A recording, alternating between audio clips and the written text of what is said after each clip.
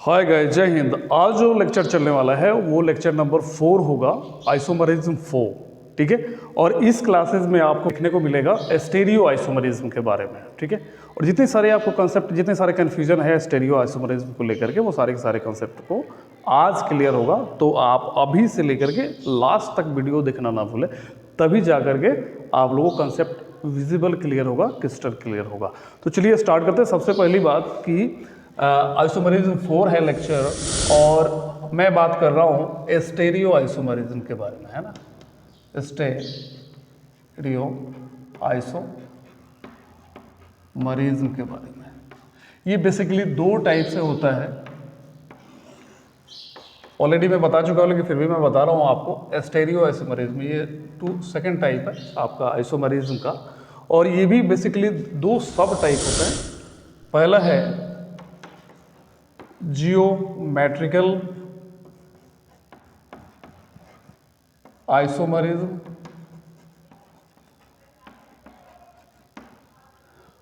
And second सब type जो है वो है आपका ऑप्टिकल आइसोमरिज्म। ठीक है। या आप इसको कहो तो इनैनसोमर आइसोमरिज्म भी बोला जाता है। ठीक है। तो इसमें क्या है, जैसे कि ये दोनों आपके ज्योमेट्रिकल आइसोमरिज्म और ऑप्टिकल आइसोमरिज्म में आपको कुछ बातें जो कॉमन है वो देखने को मिलेगा। जैसे कि इसमें मैं बिठा देता हूँ, इसको नोट कर लेना। क्या क्या चीज़ देखने को मिलेगा, मैं यहीं पे लिख देता हूँ, स्पेस है। पहला, आपके दोनों में, ज्योमेट्रिकल और ऑप्टिकल दोनों में सेम मॉलिक्यूलर फॉर्मूला होगा। ठीक है, रहेगा ही रहेगा, ये कॉमन है दोनों में। दूसरा होगा सेम स्ट्रक्चर,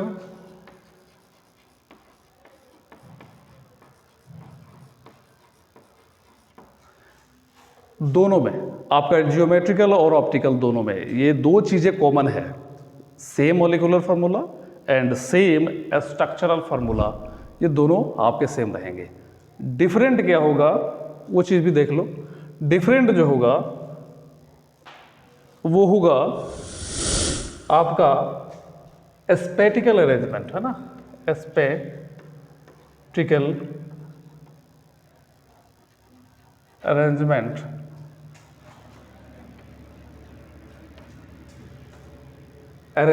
लिख लेना आप भी, ऑफ एटम। ठीक है, ऑफ एटम ऑफ ग्रुप। साफ साफ पता चल रहा है इसमें, मैं स्क्रीन पे भी आप लोगों को डिस्प्ले करवा रहा हूँ, लिख लेना। इसमें क्या चीज़, दो चीज़ से मिलेगा, same molecular formula, same structural formula, but different क्या होगा, स्पेटिकल अरेंजमेंट। उसको आप या तो मिरर साइड से आप देखो तो वो आपको डिफरेंट दिखेंगे। कोई भी आपके मॉलिक्यूल्स को आप स्ट्रक्चर्स को चेक करोगे तो आप मिरर में, ये ऑप्टिकल्स में अप्लाई होगा। मिरर में, मिरर वाला जो आपके आइसोमर्स होगा, बनेगा जो डिफरेंट टाइप से, वो आपके ऑप्टिकल में देखने को मिलेगा। और बाकी जितने सारे आपके जो जियोमेट्रिकल है उसको देखने से भी आपको इमेज से नहीं, बल्कि आपको, यदि आपको दूसरे डायरेक्शन से आप देखोगे तो कुछ डिफरेंट टाइप से दिखेगा। ठीक है। हम एग्जाम्पल से समझेंगे तो ज़्यादा बेस्ट होगा, इसलिए मैं इसे मिटा देता हूँ।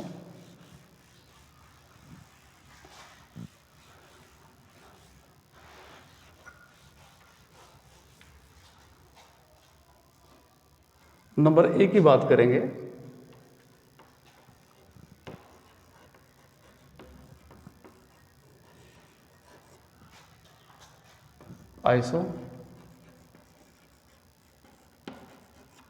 आइसोमरिज्म। ठीक है, इसे भी मिटा दो।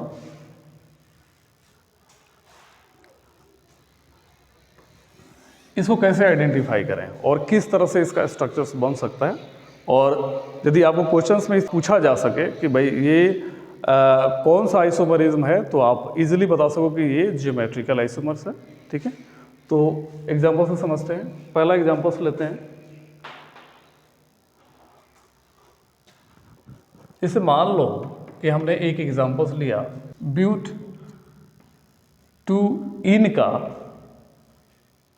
तो क्या ये सिस ट्रांस आइसोमर्स हो सकता है? इसको ज्योमेट्रिकल को आप सिस ट्रांस आइसोमर्स बोला जा सकता है। ठीक है, ध्यान देना, ज्योमेट्रिकल आइसोमर्स या cis trans isomers both are to be the same.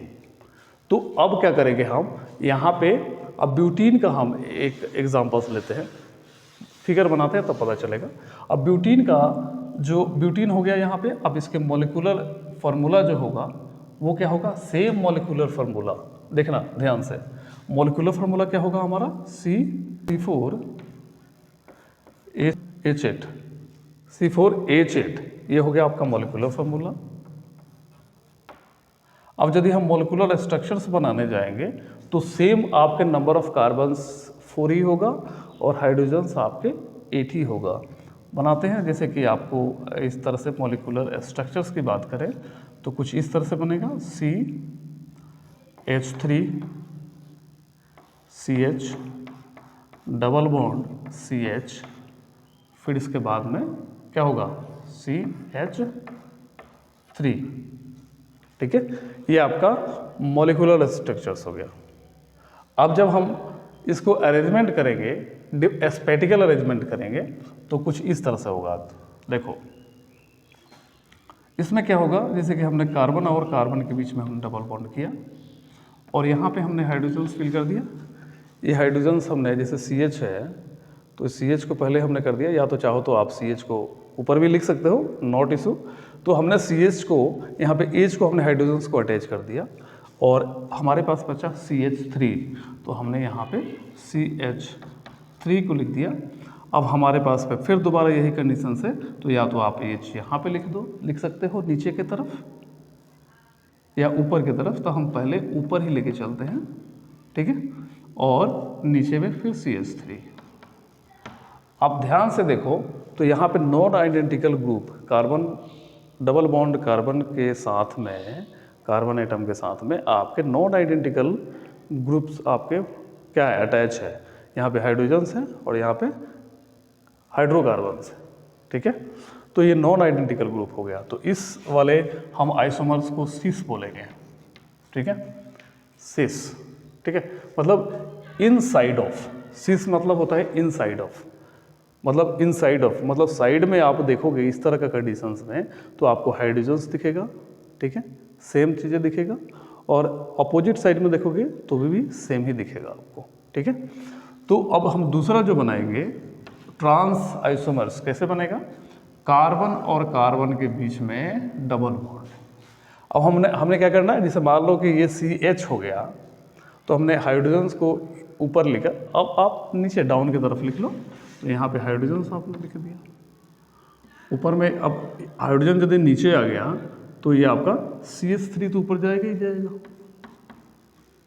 ठीक है, और दूसरा कंडीशंस में जो ये वाला होगा, आप क्या करोगे? यहाँ पे हाइड्रोजन्स करो और यहाँ पे CH3, यानी कि जो फिगर बनाएगा वो कुछ इस तरह से बना सकता है। डिफरेंट जो फिगर बनेगा, इससे डिफरेंट फिगर नहीं बन सकता। ठीक है, या तो आप दोनों को सेम को नीचे कर लो, या क्या करोगे, या क्रॉस सेम करो, हाइड्रोजन हाइड्रोजन, यहाँ पे मिथाइल मिथाइल।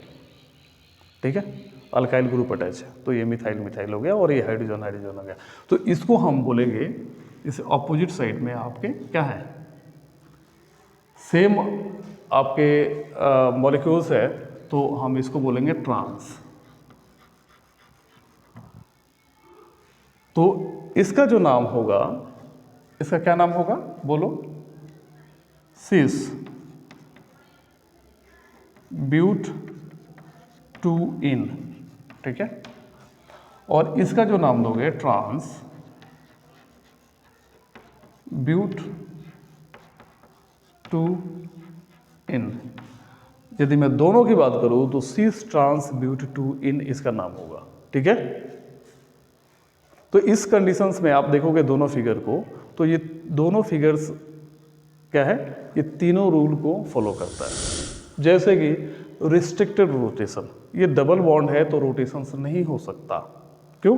क्योंकि इसके पाई और सिग्मा दोनों बॉन्ड्स है, तो सिग्मा बॉन्ड्स कैसे बनाता है, कुछ इस तरह से बनाएगा और कुछ इस तरह से बॉन्डिंग बनता है। ठीक है, तो इसको आप यदि मूव करोगे, इसको यदि आप घुमाने की कोशिश करोगे तो नहीं घूम पाएगा। ठीक है, ये टूट जाएगा, तो मॉलिक्यूल टूटना सही बात नहीं है, तो इसको हम क्या बोलेंगे, इसलिए हम इसका नाम जो है ना, ये क्या होता है, ये रिस्ट्रिक्टेड रोटेशन, रोटेशन नहीं होना चाहिए, पहली बात। दूसरी बात, non identical group on each double bond carbon, यानी कि नॉन आइडेंटिकल ग्रुप है बिल्कुल है। और दूसरी बात कि aerial space distance, aerial space मतलब आप देखोगे तो कुछ इसका डिस्टेंस जो है यहाँ से और यहाँ तक का जो डिस्टेंस है, मान लो ये x हो गया, ठीक है, और ये सेम चीज़ों का डिस्टेंस, जैसे मान लो कुछ इस ट्रांस में क्या होगा, यहाँ से यहाँ तक ये y हो गया। तो इस कंडीशंस में क्या हुआ, क्या होगा, y is greater than x। ठीक है, एक से ये y ज़्यादा है डिस्टेंस में, तो ये मस्ट है। ठीक है, इसका डिस्टेंस होना जरूरी है, क्योंकि यदि वो सेम डिस्टेंस में होगा तो आइसोमर्स नहीं बन पाएगा, सिस ट्रांस आइसोमर्स कांट भी पॉसिबल, हो ही नहीं सकता। ठीक है, तो ये तीन चीज़ें हर कंडीशंस में ध्यान देना पड़ेगा आपको सिस ट्रांस या ज्योमेट्रिकल आइसोमर्स में। ठीक है, हमने ये वाला एग्जाम्पल समझ लिया, अब हम दूसरा एग्जाम्पल से लेते हैं।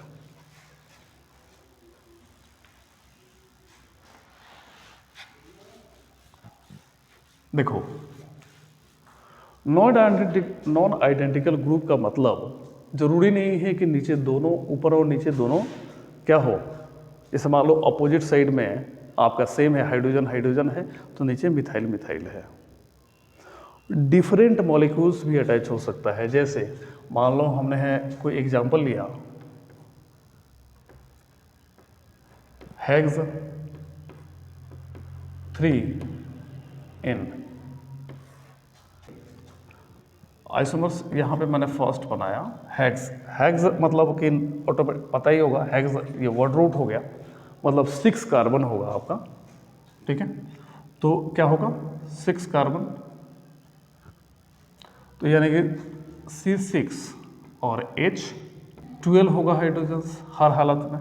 ठीक है, तो ये तो हो गया आपका क्या चीज़, मॉलिक्यूलर फार्मूला, ये आपके इतना होना ही होना है, C6H12। स्ट्रक्चर्स बनाते हैं हेक्स 3N का, कैसे बनेगा, यानी कि हेक्स है, यानी कि नंबर ऑफ कार्बन, यदि मान लो CH3 हो गया, फिर CH2, और तीसरे नंबर कार्बन पे हमें क्या करना है, डबल बॉन्ड ऐड करना है। ठीक है, डबल बॉन्ड हमने इसमें अटैच कर दिया। अब क्या होगा CH।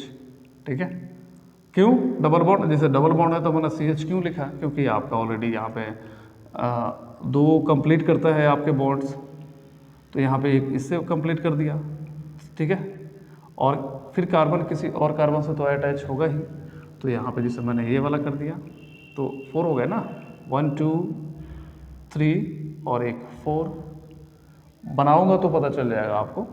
फिर इसके बाद हमने क्या लिखना है, CH2, फिर 3 हो गया, और यहाँ पे 3 ये भी हो गया, तो कंप्लीट हमारा ये हो गया।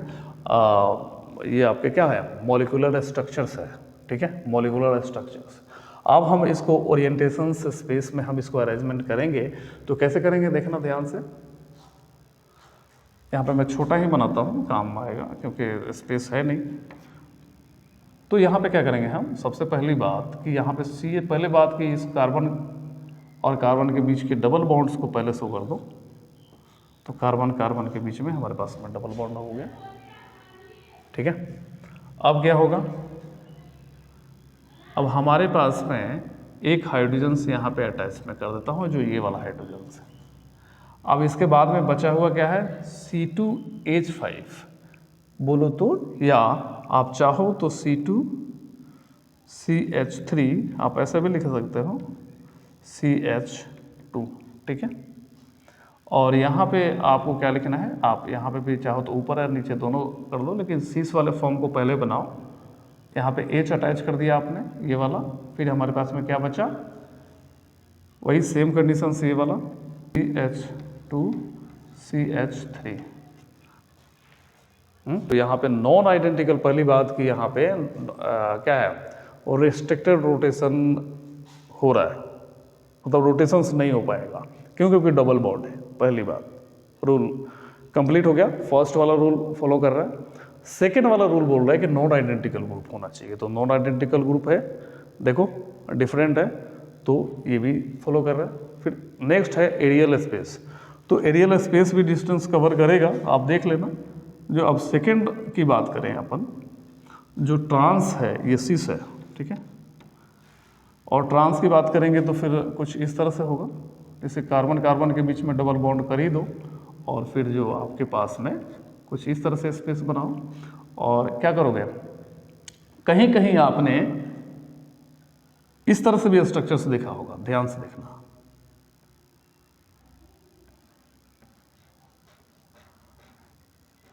ठीक है, इस तरह से आपने स्पेस देखा होगा, इसका मतलब कि अंदर से बाहर की तरफ आ रहा है ना। और इसका मतलब है कि आपको कुछ इस तरह से दिखा होगा, यहाँ पे हाइड्रोजन्स, और यहाँ पे भी आप कुछ इसी तरह से बना दो ताकि आपको कन्फ्यूजन ना हो, कहीं फिगर आपने देखो तो यहाँ पे हाइड्रोजन्स, हमने हाइड्रोजन्स नहीं, यहाँ पे दूसरा कुछ फिल करेंगे, यहाँ पे हम करेंगे, क्योंकि हमारे पास में तो सिस फॉर्म वाला आइसोमर्स बन गया है, अब ट्रांस वाले फॉर्म आइसोमर्स बनाएंगे। तो ऐसा होगा, जैसे मान लो यहाँ पे हाइड्रोजन्स है, तो ऑटोमेटिक ये यहाँ पे आएगा आपके पास में, ठीक है, और ये क्या होगा आपके,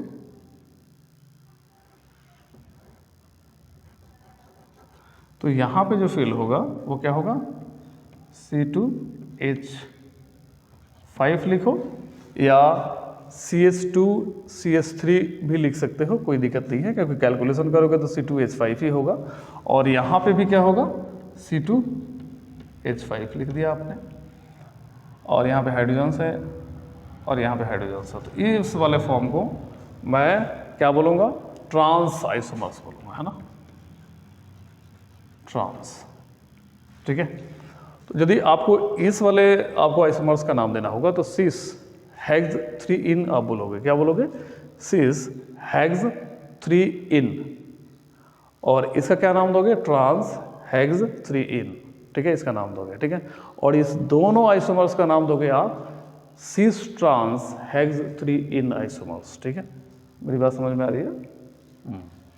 अब यदि मान लो कि मैंने क्या बोला था, नॉन आइडेंटिकल ग्रुप का मतलब होता है आपका, इसके अलावा कुछ और डिफरेंट टाइप से बताता हूँ ताकि कंसेप्ट और क्लियर हो। हेक्स 3 इन के बजाय मैंने हेक्स 2 इन भी लिख दिया, ठीक है। तो इसका कैसे बनेगा आइसोमर्स, उसको देख लो आप।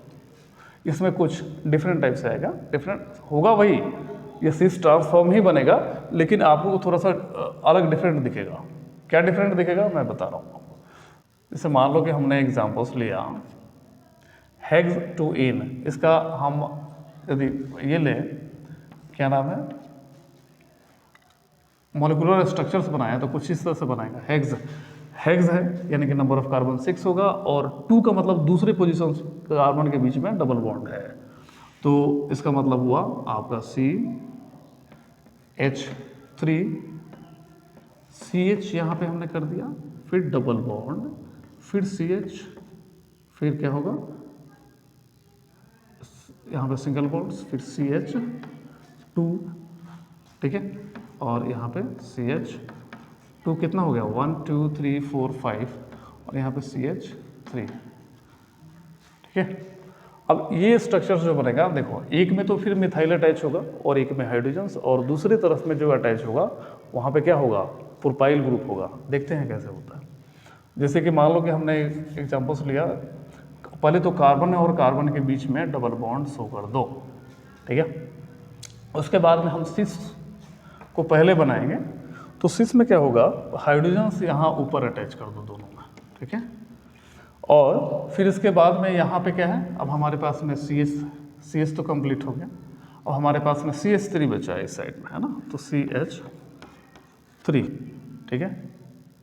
अब क्या होगा, अब यहाँ पे जैसे मिथाइल अटैच हो गया, अब इस साइड में क्या बचा है हमारे पास में, CS तो हमने लिख दिया, CS तो कंप्लीट हो गया, ये CH कंप्लीट हो गया। हमारे पास में नंबर ऑफ कार्बन 3 है और हाइड्रोजन आपके पास में कितना है, 7 है।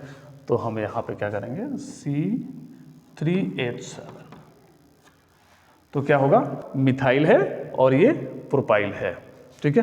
तो इस तरह का भी हो सकता है। देखो नॉन आइडेंटिकल ग्रुप में जैसे मान लो ये डिफरेंट आपका क्या है जो अलग है, उसमें जैसे मान लो इससे मिथाइल, ये जरूरी नहीं है कि यहाँ पे मिथाइल है तो यहाँ पे भी मिथाइल हो, डिफरेंट अल्काइल ग्रुप भी आपके अटैच हो सकता है। तो इसमें कन्फ्यूजन वाली बात नहीं होना चाहिए, ठीक है।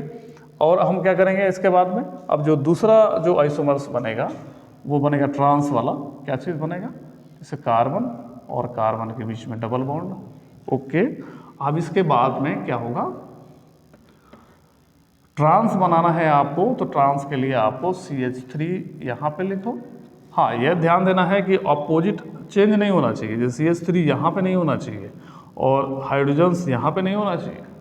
ये आपका क्या होगा, ये मूव कर जाएगा, ऊपर चला जाएगा। तो मान लो CH3 है, कोई एक ही चीज़ को आप मूव करके, ये तो हालांकि मूव इसमें नहीं होगा। जब स्ट्रक्चर्स हम बनाएंगे तो पॉसिबल स्ट्रक्चर्स जो होगा वो कुछ इस तरह से होगा, ऐसे नहीं कि हम इसको रोटेशंस कर देंगे, ठीक है। तो जो CH3 यहाँ पे अटैच है, तो यहाँ पे मतलब दो ही तरह के आप आइसोमर्स बना सकते हो, या तो सिस बना सकते हो या ट्रांस बना सकते हो, ठीक है। लेकिन इसके बावजूद, इसके बाद आप इसको मूव नहीं करा सकते, ठीक है। जैसे मान लो इसको मैं मूव कराऊँ, सपोज इसको मैं मूव कराता हूँ, तो मूव कराऊंगा तो पहली बात तो होगा नहीं, ठीक है। और जब मूव भी कराओगे तो ये मॉलिक्यूल बिल्कुल ही बनेगा नहीं, वो ब्रेक हो जाएगा, ठीक है। तो CH3 यहाँ पे हो गया और यहाँ पे क्या होगा, C3H7 और यहाँ पे हाइड्रोजन्स है, तो आपके ये ट्रांस हो गया, ठीक है।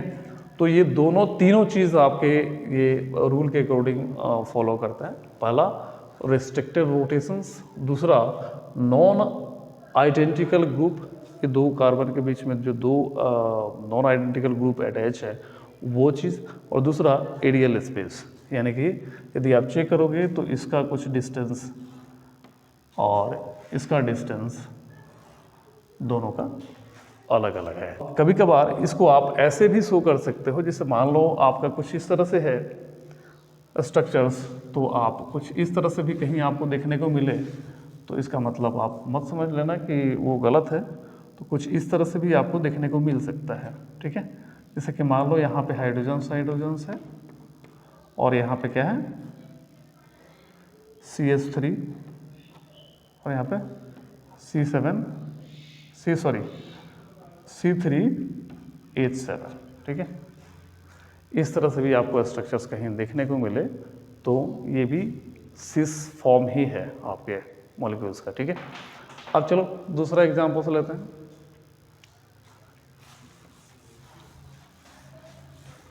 कभी कभार मॉलिक्यूल अटैच सेम होगा लेकिन नेमिंग जो है ना वो डिफरेंट टाइप से आता है। जैसे हमने इसमें तो सिस ट्रांस लिख दिया और हेक्स 2 इन ही था, बट लेकिन कई बार क्या होता है ना कि सेम मॉलिक्यूल अटैच होता है लेकिन उसके नेमिंग अलग हो जाता है। एग्जाम्पल से समझते हैं।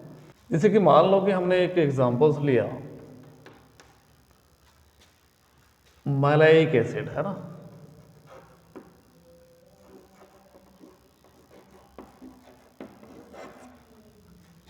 मैलाइक एसिड्स का स्पेटिकल अरेंजमेंट होगा कुछ इस तरह से होगा, लेकिन नेमिंग अलग अलग होगा। देखना, जैसे कि मान लो हमने कुछ इस तरह से कार्बन कार्बन के बीच में डबल बॉन्ड कर दिया और यहाँ पे हमने हाइड्रोजन्स किया और यहाँ पे हमने क्या किया COOH और यहाँ पे COOH।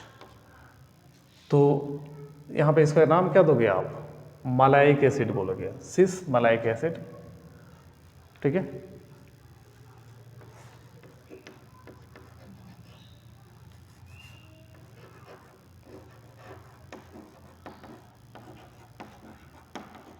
ठीक है।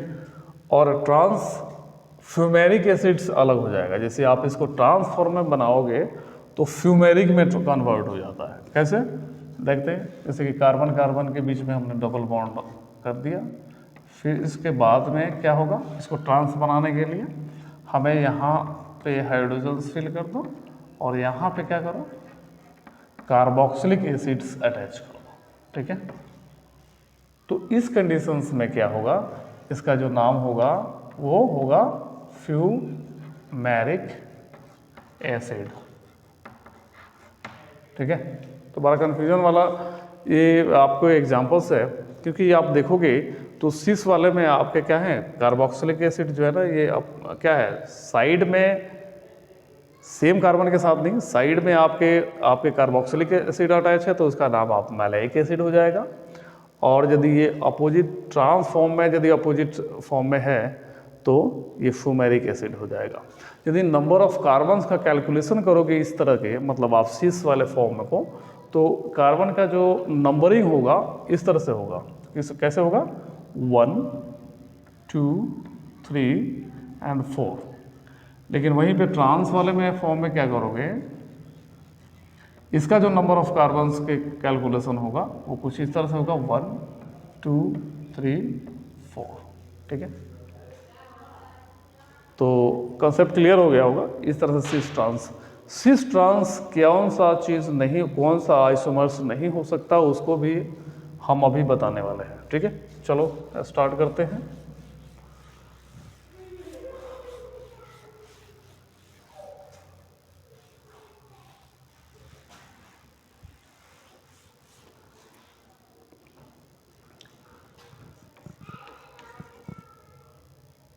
GI लिख देता हूँ, जियोमेट्रिकल आइसोमर्स के बदले में, ब्रैकेट में नहीं देंगे। आपको बताना है कार्बन कार्बन के बीच में सिंगल बॉन्ड, और यहाँ पे हमने हाइड्रोजन्स फिल किया, यहाँ हाइड्रोजन्स फिल किया, और यहाँ पे हमने मान लो क्लोरीन अटैच कर दिया। और दूसरा जो हमने बनाया वो बनाया क्या चीज़, कार्बन कार्बन के बीच में सिंगल बॉन्ड, और इसके साथ में आपका क्लोरीन कुछ इस तरह से अटैच है, और हाइड्रोजन्स यहाँ पे।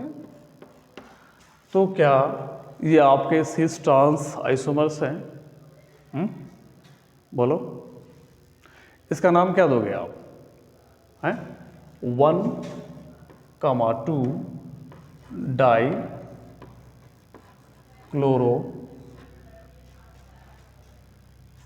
क्या, इथेन। ठीक है, 1,2 डाई क्लोरो इथेन। ठीक है, 1 नंबर ऑफ कार्बन से 1 है और ये 2 है। दोनों कार्बन के बीच में फर्स्ट वाले भी कार्बन से आपका क्लोरीन अटैच है और सेकेंड वाले भी कार्बन से आपका क्लोरीन अटैच है। तो कितने क्लोरीन अटैच है? 2 है, तो 1,2 डाई क्लोरो इथेन इसका नाम पड़ा। तो इसका आपको सिस ट्रांस आइसोमर्स नहीं बन सकता, क्योंकि हमें तीनों में से कोई भी, आप चेक करो क्या रिस्ट्रिक्टेड रोटेशंस है? नो, क्योंकि इसको मूव कर सकते हो, ठीक है, चेंज कर सकते हो, तो ये पॉसिबल ही नहीं है।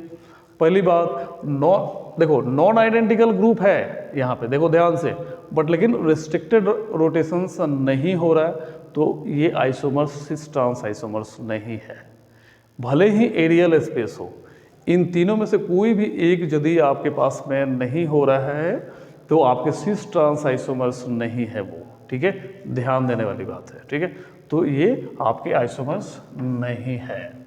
फिर दूसरा जो हम एग्जांपल्स लेंगे वो लेंगे कुछ इस तरह से, जैसे मान लो आपके क्या चीज़, आपके डबल बॉन्ड भी है। जैसे मान लो आपके डबल बॉन्ड है और यहाँ हाइड्रोजन अटैच कर दिया, यहाँ हाइड्रोजन अटैच कर दिया, और यहाँ पे CH3 हमने किया, और यहाँ पे क्या किया, C2H5 किया, तो क्या होगा? क्या ये सिस ट्रांस आइसोमर्स है? मान लो कि फर्स्ट वाला कंडीशंस को तो ये फॉलो करता है, रिस्ट्रिक्टेड रोटेशन हो रहा है, बट लेकिन क्या 2 non identical group of each double bonds carbon atom? No. ये क्या है, कार्बन एटम जो है ना नॉन आइडेंटिकल ग्रुप है ही नहीं, क्योंकि हाइड्रोजन्स अटैच है, तो ये भी पॉसिबल नहीं है। तो हमने सिस तो बनाया था, ट्रांस बनाने की ज़रूरत नहीं है। तो इस तरह के आपके आइसोमर्स आपके सिस ट्रांस आइसोमर्स नहीं हो सकता, ठीक है। तो इसका हमने क्या एग्जांपल लिया था, हमने पहले भी बताया था आपको ये चीज़ें, 1 2 3 4, ठीक है, 4 है। तो यहाँ पे ब्यूट 1 इन इसका एग्जाम्पल्स होगा, मतलब इसका नेमिंग होगा। आइसोमर्स करंट भी पॉसिबल है ना, इसके जो है ना सिस ट्रांस आइसोमर्स नहीं बन सकता, ये ध्यान देना, ठीक है।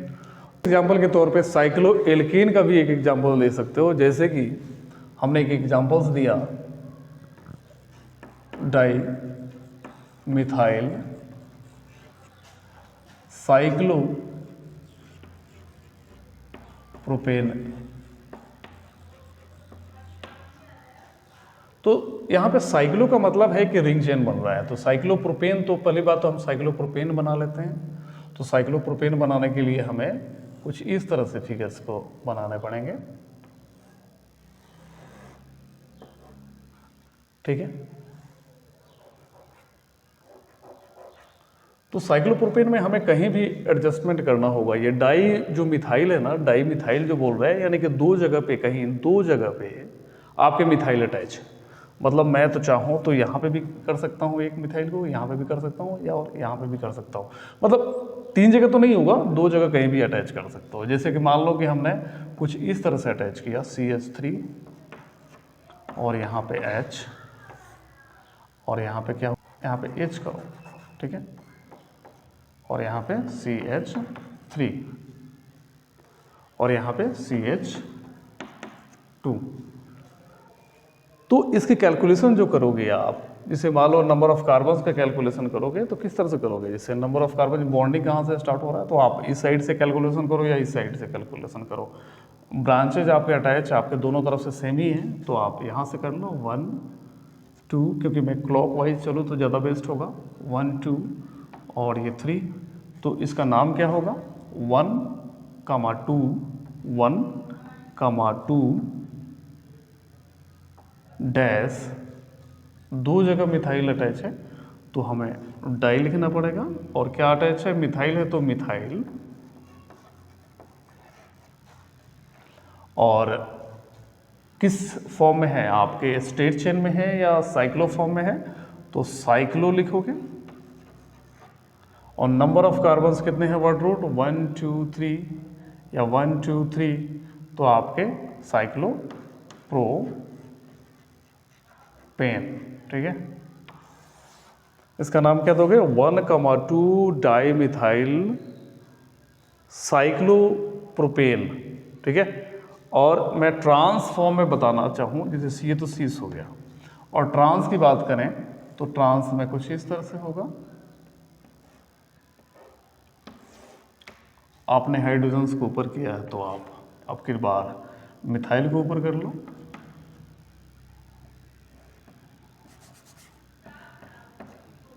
और यहाँ पे आपको क्या करना है, CH3 और यहाँ पे H। तो आपको देखने को मिलेगा कि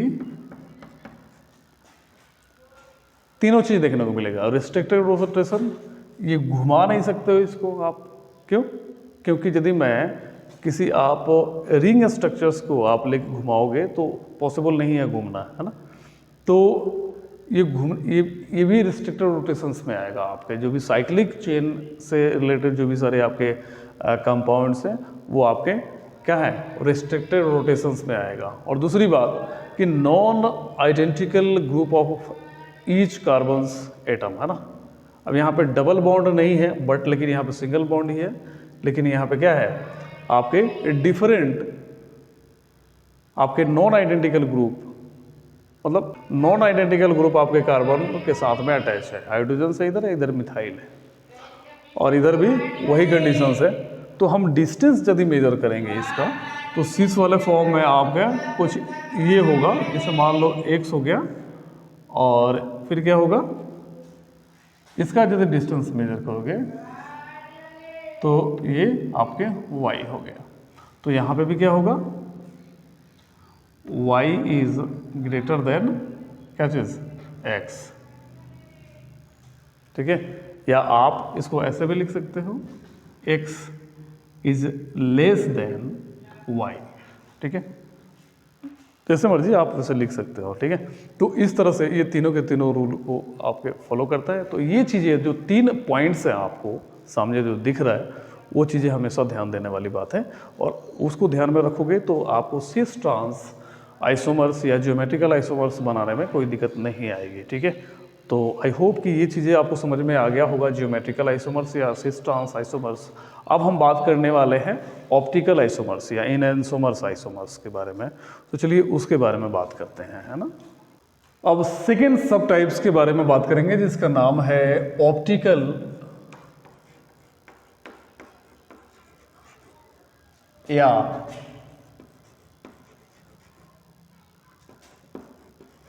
इनएंसोमर, है ना। आइसोमरिज्म, आइसोमर्स लिख लो। इस कंडीशंस में क्या होता है कि इसमें देखो ऑप्टिकली साफ साफ जाहिर होता है कि ऑप्टिकल मीन्स कहीं ना कहीं मिरर का यहाँ पे जिक्र हो रहा है।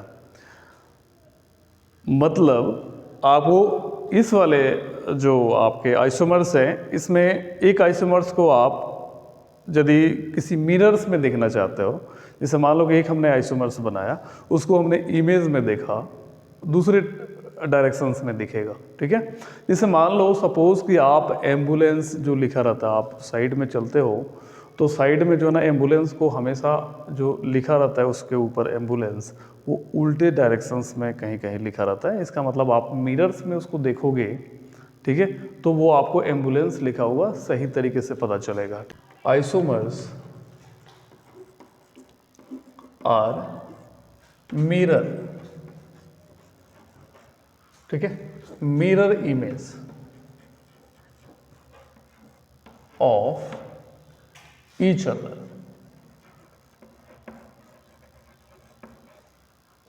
है ना।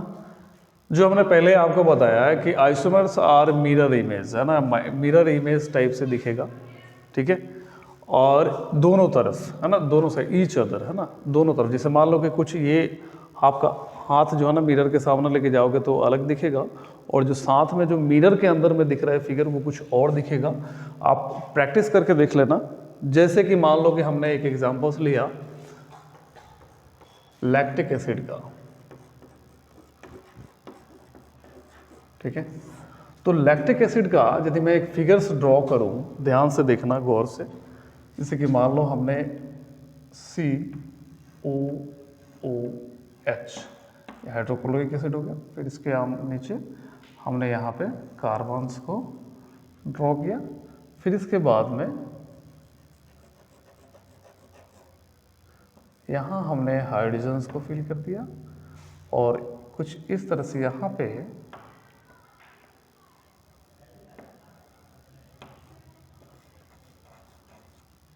क्या चीज़ OH फिल किया, और यहाँ इस वाले डायरेक्शंस में हमने H3C को हमने ड्रॉ किया।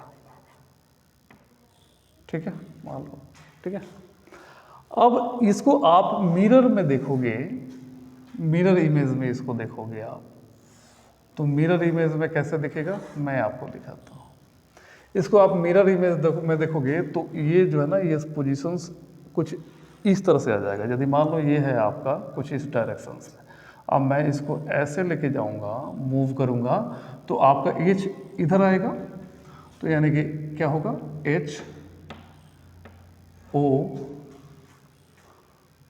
HOOC होगा, और फिर नीचे में हमने यहाँ पे एक बॉन्ड्स किया, और यहाँ पे कार्बन को हमने लिख दिया, और इसके साथ में हमने यहाँ पे क्या है, CH3।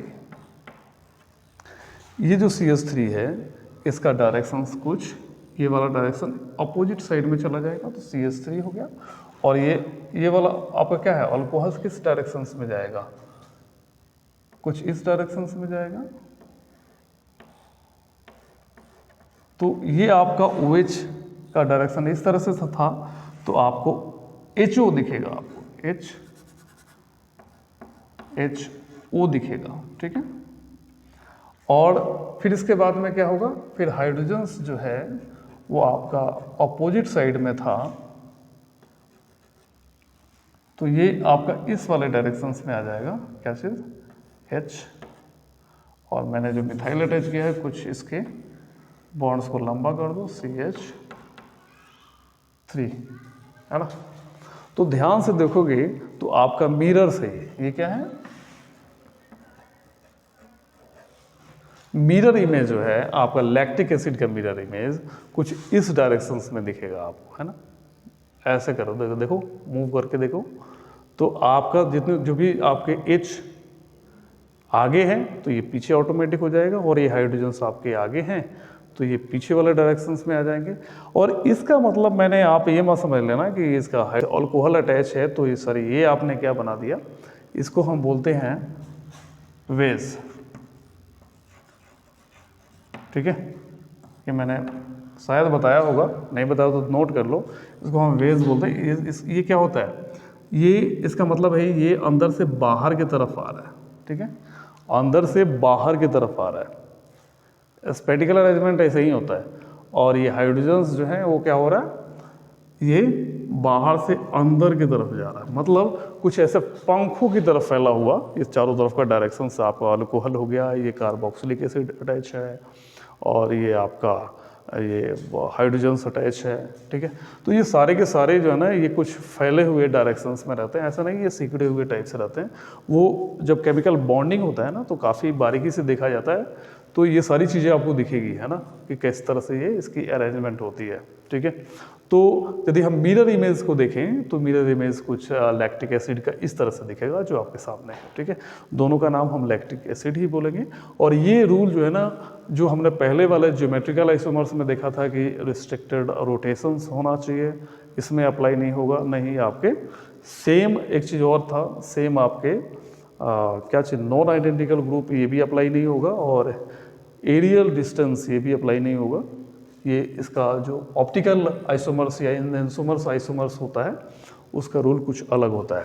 तो हम इसका जो नाम देंगे उसको हम क्या देंगे, प्लस, ठीक है ना, प्लस इन एंसोमर, है ना, प्लस लैक्टिक एसिड आप लिख लो, या आप प्लस इन एंसोमर्स भी लिख सकते हो।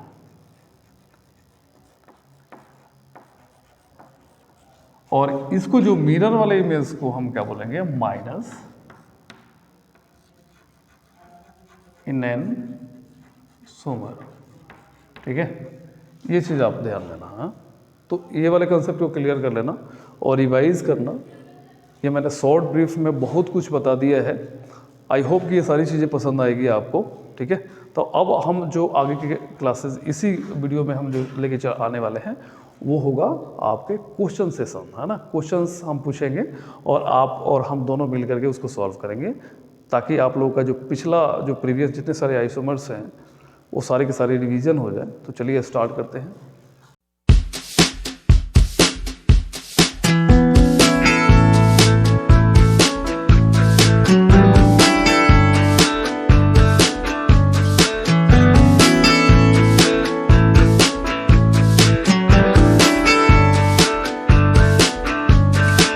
Now, questions is first, how many aromatic isomers of dibromobenzene exist?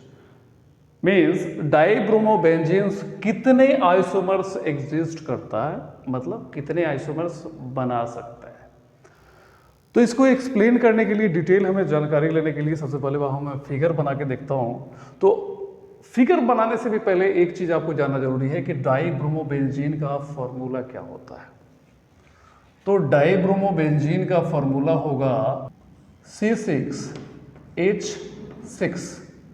हमारे पास में ब्रोमीन 2 है तो Br2, बट लेकिन ये फॉर्मूला हो जाएगा गलत। क्यों? क्योंकि आपके पास में ऑलरेडी यहाँ पे C6 और H6 बना दिया आपने, तो केवल ये बेंजीन है, बट लेकिन यहाँ पे 2 ब्रोमीन अटैच भी तो है। तो क्या करोगे आप, वहाँ हमारे पास में 2 हाइड्रोजन्स को रिमूव करके, और हाइड्रोजन्स हमारे पास जो होगा वो 4 ही रहेगा, बाकी Br2 2 होगा। हम फिगर ड्रॉ करके हम समझाते हैं कैसे होगा। जैसे मान लो कि हमने कुछ इस तरह से फिगर बनाया, ठीक है, और यहां पे हमने डबल बॉन्ड कुछ इस तरह से शो किया। बेंजीन का तो ऐसे ही होता है ना जी, बेंजीन हो गया है, ठीक है। अब हम बेंजीन का तो फिगर हमने बना दिया, बट लेकिन यहाँ पे हमें दो जगह पे क्या है, ब्रोमीन अटैच है, तो ब्रोमीन हमने यहाँ पे अटैच कर दिया। मतलब दूसरा कलर लेता हूँ, ब्रोमीन हमने यहाँ पे अटैच कर दिया फर्स्ट वाले पे। फिर मैं कहाँ पे अटैच करूँ, आप सेकेंड वाले पे कर लो। तो हमारे पास डाई हो गया, दो ब्रोमीन हो गया। अब हम नंबर ऑफ कैलकुलेशन जो अब इसके बाद में यहाँ पे क्या होगा, आपका हाइड्रोजन्स होगा, यहाँ पे हाइड्रोजन्स होगा, और यहाँ पे आपके क्या होगा, हाइड्रोजन्स, यहाँ पे हाइड्रोजन्स। तो कैलकुलेशन करके देखो आपके C6H4Br2 है कि नहीं है। तो आप देखोगे C6 1 2 3 4, देखो कैलकुलेशन कर लो, 1 2 3 4 5 एंड 6, हमारे पास में 6 कार्बन है। फिर उसके बाद में हाइड्रोजन आपके 4 है, यस है। फिर Br2 हमारे पास में कितना है, 2 है। तो हमने पूरी तरह से कंप्लीट ये फिगर ड्रॉ कर लिया। अब इसकी नेमिंग जब हम करेंगे तो क्या करेंगे नेमिंग, पहली बात कि 1 नंबर पे आपका ब्रोमीन अटैच है और 2 नंबर पे भी है, तो हमारा होगा 1,2 डैश, कितनी बार अटैच है, तो डाई। यदि यही 3 बार होता तो हम ट्राई लिखते, बट लेकिन यहाँ पे क्या हमने डाई लिखा है इसलिए कि यहाँ पे 2 बार ब्रोमीन अटैच है ना। तो 1,2 डाई ब्रोमो बेंजीन, ठीक है। इसका जो फर्स्ट वाला आइसोमर्स जो बनेगा वो बनेगा 1,2 डाई ब्रोमो बेंजीन। दूसरा आइसोमर्स देखते हैं। दूसरा जो आइसोमर्स बनेगा वो कुछ इस तरह से बनेगा।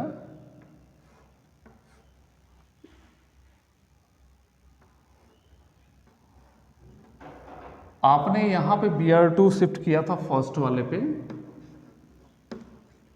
फर्स्ट वाले को कांस्टेंट रखो, सेकंड वाले को मूव करते रहो। यहाँ पे आपने रखा था, अब इसको यहाँ पे शिफ्ट करो। ऐसे ही आइसोमर्स बनेगा ना जी, कुछ डिफरेंट होना चाहिए, पहले वाले से कुछ डिफरेंट होना चाहिए, तभी आइसोमर्स एग्जिस्ट करता है, अन्यथा नहीं करेगा। तो यहाँ पे हमने Br लिख दिया, ठीक है। तो हम नंबर ऑफ कार्बन्स का कैलकुलेशन करेंगे, बाकी जगह पे आपके हाइड्रोजन्स है, ठीक है। किसी भी हालत में आपके नंबर ऑफ कार्बन 6, हाइड्रोजन्स 4 और ब्रोमीन 2 होगा। तो इसका जो नाम हम देंगे 1 पे है और फिर इसके बाद में 3 पे है, तो 1,3 डाई ब्रोमो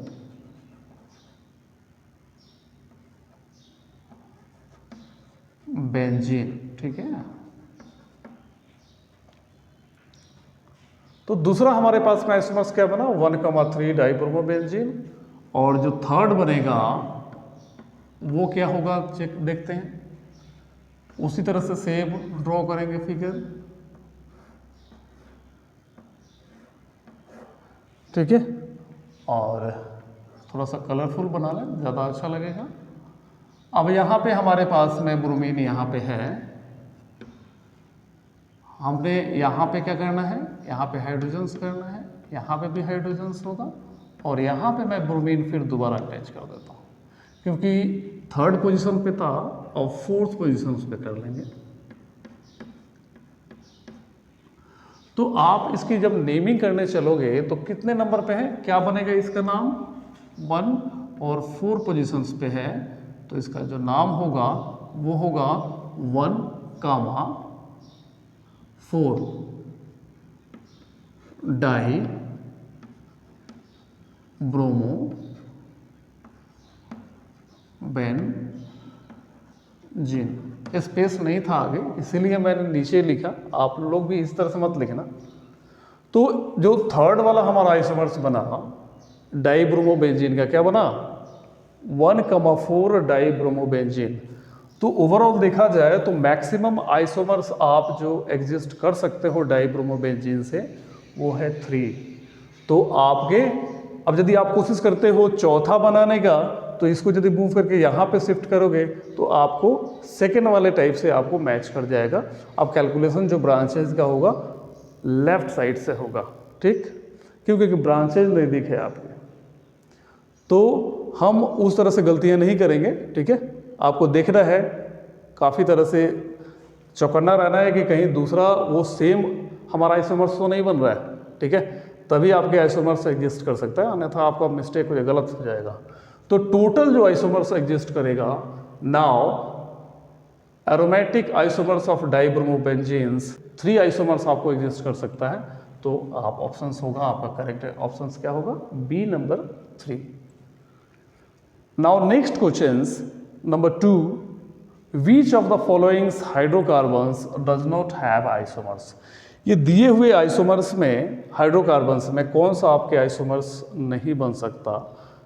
आइसोमर्स का मतलब है कि एक से ज़्यादा हो इसके स्ट्रक्चर्स डिफरेंट हो, वही आइसोमर्स बना सकता है। अन्यथा यदि आपके सेम चीज़ें हैं, जैसे मान लो कि हमने हेप्टेन किया, तो आपको ऑलरेडी पता है कि नंबर ऑफ कार्बन्स आपके 7 हो तो कितने आइसोमर्स एग्जिस्ट कर सकता है, 4 हो तो कितने एग्जिस्ट कर सकता है। वो चीज़ आप प्रीवियस क्लासेस में देख लो, पता चल जाएगा आपको स्ट्रक्चरल आइसोमर्स में।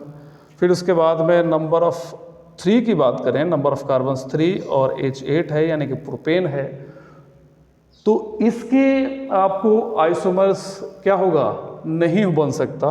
क्यों? क्योंकि हमें मैक्सिमम जो मिनिमम जो हमारे पास में नंबर ऑफ कार्बन्स होने चाहिए वो होने चाहिए 4 होने चाहिए, तभी आइसोमर्स हाइड्रोकार्बन्स आइसोमर्स एग्जिस्ट कर सकता है, अन्यथा नहीं कर पाएगा। और नंबर ऑफ कार्बन्स यदि 6 है और तो हमारे पास हेक्सेन है, तो इसके तो आइसोमर्स बनेगा ही बनेगा। तो ओवरऑल देखा जाए तो हमारा सी जो ऑप्शंस है वो करेक्ट होगा। ठीक है, क्या चीज़, प्रोपेन का आइसोमर्स नहीं बन सकता, क्योंकि प्रोपेन केवल और केवल प्रोपेन ही रहेगा, या कॉमन नेम बोलें तो एन प्रोपेन हो सकता है, इससे ज़्यादा नहीं बना सकते। जैसे कि मान लो कि नंबर ऑफ कार्बन्स आपके यहाँ पे 3 है, तो इसके यदि ब्रांचेज बनाने की कोशिश करोगे तो यहाँ पे और एक कार्बन होना चाहिए। तो जैसे मान लो इसको रिमूव भी कर दिया आपने और यहाँ पे आपने कार्बन को शिफ्ट कर दिया, तो देखा जाए इसी एंगल में तो ये आपके स्टेट चेन में ही आएगा, भले ही बैंड हो लेकिन इसको स्टेट चेन में ही गिना जाता है। ठीक है ना, तो गौर करना इस चीज़ को। तो अब हम नेक्स्ट क्वेश्चन की तरफ चलते हैं। Now, third question says, how many alcohols are structural isomers with the formula C5H11OH? C5H11OH। इसकी नेमिंग करूं मैं तो नेमिंग क्या होगा, पेंटेनॉल। ठीक है, पेंटेनॉल होगा। पेंटेनॉल का कितना होगा, तो ऑलरेडी आपको पता है कि यहाँ पे यदि नंबर ऑफ कार्बन्स 5 हो तो कितने आइसोमर्स एग्जिस्ट कर सकता है। नंबर ऑफ, जैसे मान लो कि इसको मैं पेंटेन बोलता, यहीं पे यदि मैं पेंटेन बोलता तो टोटल कितने आइसोमर्स होता, आपके 3 होता। ये तो ऑलरेडी आप लोगों को पता है। ठीक है, कौन कौन सा आइसोमर्स हो सकता है, जैसे कि मान लो कि हमने फर्स्ट वाला बनाया, फर्स्ट हो सकता है इन क्या चीज, पेंटेन। दूसरा बना सकते हो आप आइसोपेंटेन,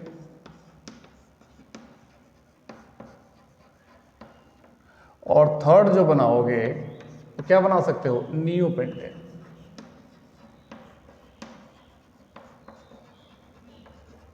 ठीक है, ये मैं कॉमन नेम की बात कर रहा हूं। यदि IUPAC नेमिंग करोगे तो कुछ अलग होगा। ये पेंटेन का तो आपने आइसोमर्स टोटल 3 आपने पढ़ चुके हो, लेकिन यहाँ पे यदि कोई भी यहाँ पे फंक्शनल ग्रुप इसके अंदर अटैच हो गया, क्या करोगे, इसमें क्या करोगे, आपको पहले वाला वीडियो हमारा देखना, उसमें साफ साफ कॉन्सेप्ट को क्लियर किया गया है कि एन पेंटेन से टोटल आप 3 आइसोमर्स बना सकते हो। ठीक है, एन पेंटेन से वहाँ पे आपके अल्कोहल्स अटैच कर देना है, ठीक है। इसे एन पेंटेन आपने बनाया और एक एक हाइड्रोजन रिमूव किया डिफरेंट टाइप्स के हाइड्रोकार्बन से, और वहाँ पे आपने अल्कोहल्स को अटैच कर दिया, तो ये आपके 3 आइसोमर्स बन जाएंगे। आइसोपेंटेन से कितने आइसोमर्स बनेंगे? टोटल 4 आइसोमर्स बनेंगे। और वहीं पे बात करें नियोपेंटेन की, नियोपेंटेन से टोटल 1 आइसोमर्स बना सकते हो। तो टोटल हमारे पास में कितने आइसोमर्स बना? पेंटेनॉल से टोटल कितने आइसोमर्स बनेंगे? 3, 4, 3, 4, 7 और 1, 8, यानी कि हमारा जो ऑप्शन सी होगा वो होगा करेक्ट। टोटल आप जो आइसोमर्स बना सकते हो स्ट्रक्चरल आइसोमर्स आपके पेंटेनॉल का, वो टोटल 8 होगा, ठीक है। Now next question, how many total cyclic isomers are possible for C5H10? तो साफ साफ पता चलता है कि C5H10 ये आपका एल्कीन हाइड्रोकार्बन से बिलोंग्स करता है। क्या चीज़ से? एल्कीन से बिलोंग करता है, तो ये आपका क्या हुआ? पेंटीन हो गया, ठीक है। अब इससे कितने आइसोमर्स आप बना सकते हो, पॉसिबिलिटी कितनी है, उसके बारे में देखते हैं। तो देखो हमें क्या करना है, साइक्लिक फॉर्म में बनाना है इसको, है ना। पेंटीन है हमारे पास में, तो साइक्लिक फॉर्म में बनाने के लिए हमें सबसे पहली बात कि जैसे मान लो पेंटेन है, सबसे पहली बात तो हमने कुछ साइक्लिक फॉर्म जो बनाया आइसोमर्स का, वो कुछ इस तरह से बनाया। देखो नंबर ऑफ कार्बन 5 है, 1, 2, 3, 4, 5, है ना। कहीं से भी कैलकुलेशन कर लो, कितने हो गए? 1, 2, 3, 4, 5। तो इसका जो नाम दोगे साइक्लो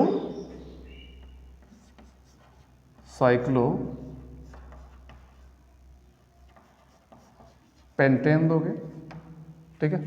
फर्स्ट वाले का नाम होगा, कितने हो सकता है अपन चेक करते हैं। हर हालत में नंबर ऑफ कार्बन्स 5 और हाइड्रोजन्स 10 होने चाहिए। तो देख लो इसमें भी आपके हाइड्रोजन्स कितने हैं? 10 हैं। यहाँ पे हाइड्रोजन शिफ्ट कर दो, ठीक है। मेरी बात समझ रहे हो? दूसरा जो आइसोमर्स बनेगा, फर्स्ट, ये तो फर्स्ट है। सेकंड जो आइसोमर्स बनेगा वो किस तरह से बनेगा? आप किसी एक को रिमूव कर लो, किसी एक कार्बन को रिमूव करोगे तो हमारे पास में CH3 बच जाएगा।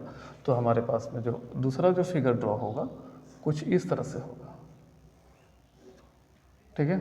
तो यहाँ पे आपने CH3 कर दिया और बाकी आपके नंबर ऑफ कार्बन्स तो है ही। यहाँ पे कैलकुलेशन करो, 1, 2, 3, 4, ठीक है, और एक 5 हो गया नंबर ऑफ कार्बन्स, और हाइड्रोजन्स आपके 10 हो गए। यहाँ पे 2 है, हाइड्रोजन्स कितने हैं? हाइड्रोजन्स कैलकुलेशन करो,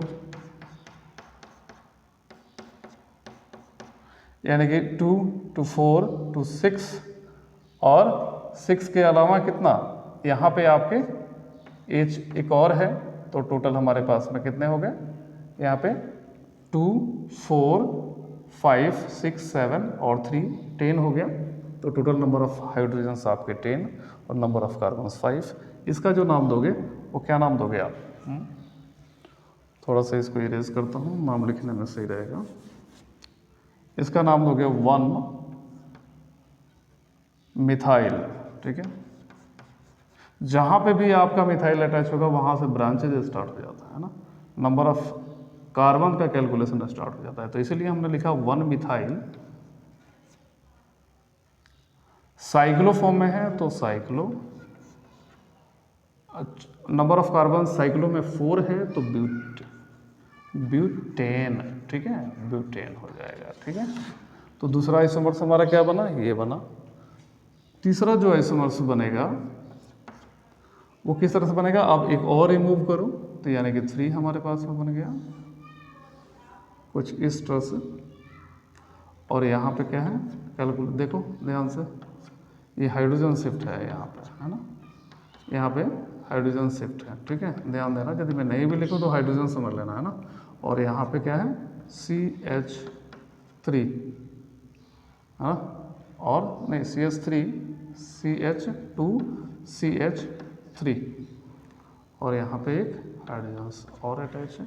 तो कैलकुलेशन करो, नंबर ऑफ कार्बन्स कितने हैं आपके 1 2 3 4, एक 5 और नंबर ऑफ हाइड्रोजन्स 10 होना चाहिए, 2 2 4 5 6 7 और 3 10 हो गया टोटल कंप्लीट, है ना। तो इसका जो नाम दोगे वो क्या दोगे आप, यहाँ से स्टार्ट होगा आप नंबरिंग करना 1 2 3, तो हमारा नंबर ऑफ कार्बन्स 1 पे आपका क्या है, इथाइल अटैच, तो 1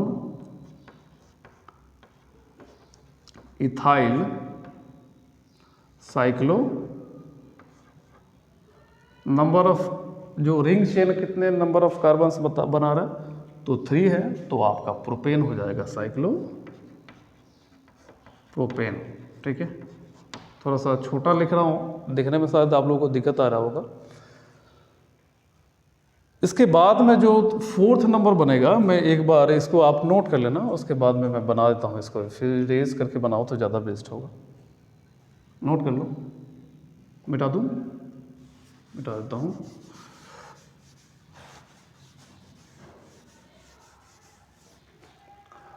अब हमारे पास में जो 4th वाला आइसोमर्स बनेगा वो कुछ इस तरह से बनेगा। कैसे, देखो थोड़ा सा मैं ऊपर बनाता हूँ, नाम लिखने में प्रॉब्लम आ रहा है।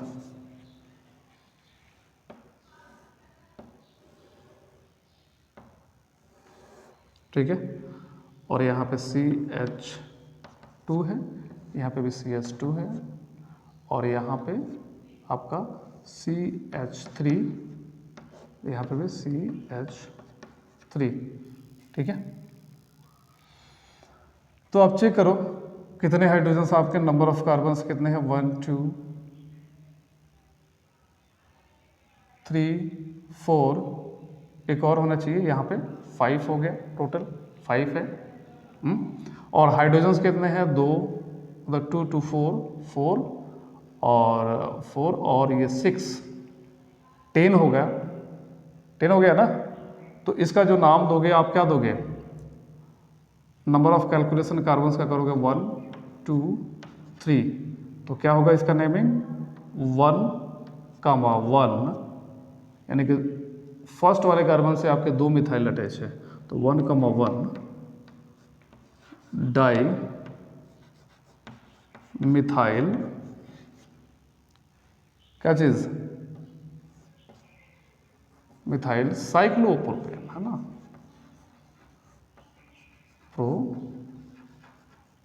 प्रोपेन, है ना। 1,1 यानी कि एक ही कार्बन्स पे आपके दोनों मिथाइल अटैच है, तो 1,1 डाई मिथाइल साइक्लोप्रोपेन हो जाएगा नाम इसका। जो और 5वां बनेगा क्या चीज,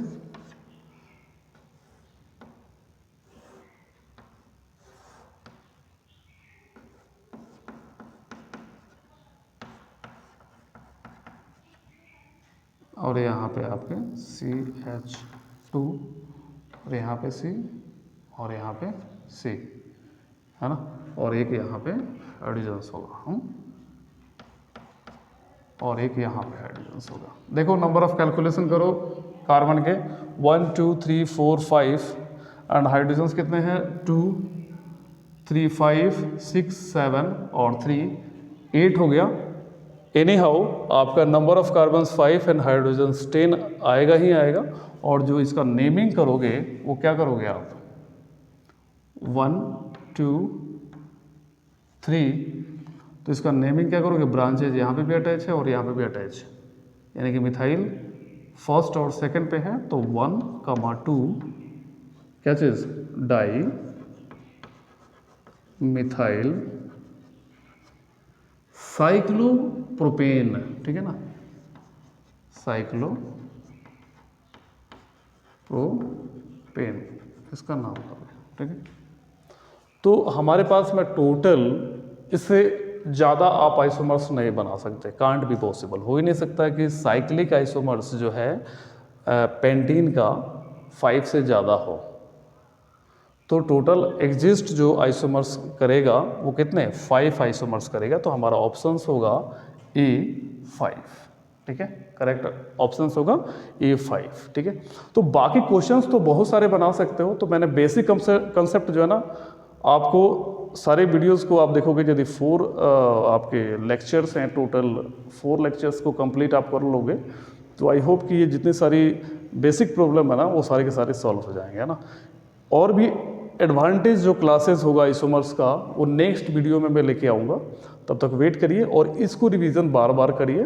कहीं भी डाउट हो तो आप कमेंट ज़रूर करिए, हम दोबारा बताने की कोशिश करेंगे। तब तक अपना ख्याल रखें, बाय।